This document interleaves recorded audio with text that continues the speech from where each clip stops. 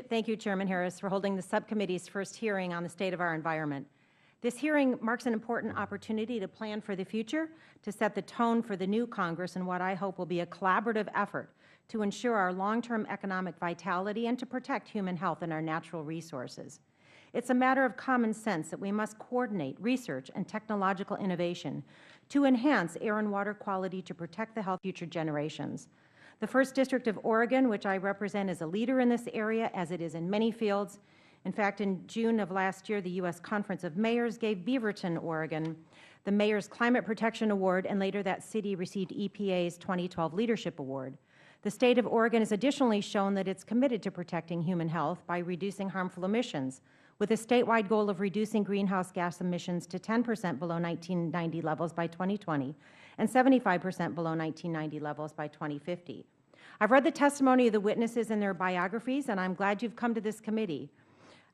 Both the majority witnesses have enjoyed long careers in the regulatory sector, and I understand from talking to environmental regulators at both the state and federal level, regulations can be both challenging and daunting work. With that said, this subcommittee and this hearing in particular should focus on the science that has led to successful EPA regulations that are acknowledged by all 3 witnesses, and those discoveries that are still unknown that may tell us more about how the pollution in our air and water is affecting our health. As technology changes and as our research methodology becomes more accurate, as industries change and new industries are created, as populations grow, new problems will continue to emerge. We will not have all the answers immediately, but as public servants, it is our responsibility to continue to investigate.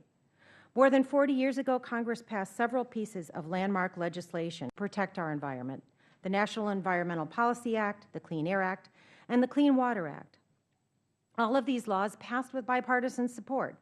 In 1970, it was President Nixon who's credited with creating the Environmental Protection Agency, and the EPA became the lead federal agency with responsibility for implementing these laws, and today works in collaboration with other federal and state agencies to protect human health and environment.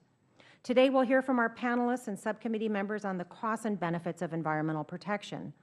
Although there may be serious questions on which we disagree, we can all agree that our air and water is cleaner than it was 40 years ago before the Clean Air and Clean Water Acts became law. But our work is not done.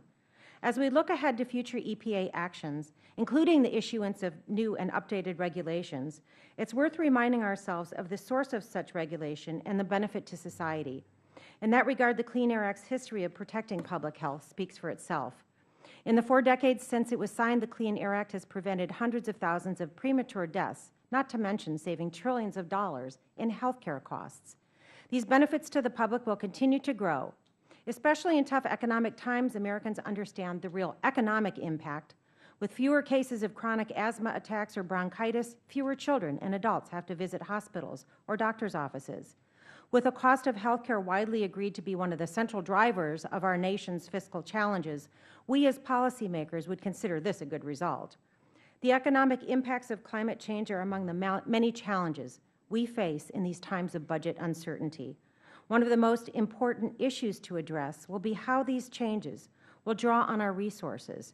If we do not have reliable scientific information about the impact of climate change, our industries, our farmers, our states, and our municipalities will be unable to plan for the future.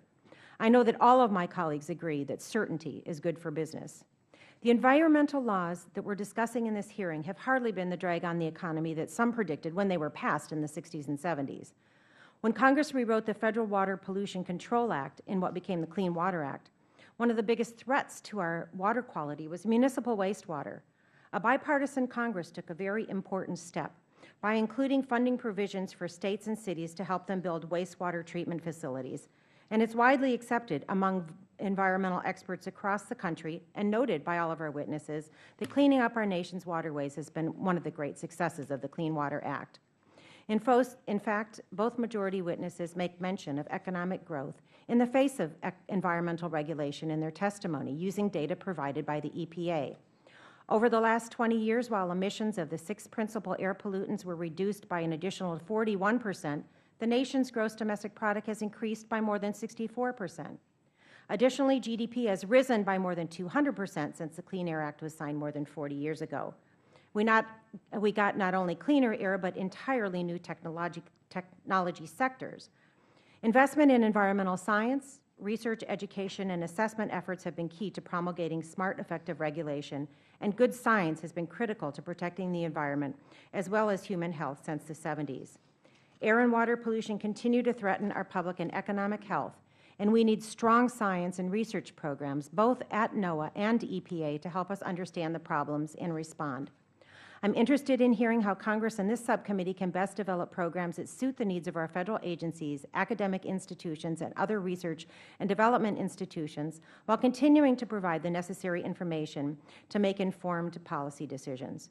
President Richard Nixon, who signed the Clean Air Act amendments in 1970, said, "I think that 1970 will be known as the year of the beginning, in which we really began to move on the problems of clean air and clean water and open spaces for future generations of America." Significant progress has been made, and it is now our job to build on this legacy and ensure that we will continue to improve our environmental quality while bolstering our economy. This is not science fiction, it is our history. In the U.S., a healthy environment and strong economy are not mutually exclusive. Stricter pollution limits drive us to push the envelope of scientific innovation and create new technologies, and it's proven many times over that it can simultaneously improve worker productivity, increase agricultural yield, reduce mortality and illness, and achieve other economic and public health benefits that far outweigh the cost of compliance. Thank you, Mr. Chair. Thank you, Ms. Bonamici. If there are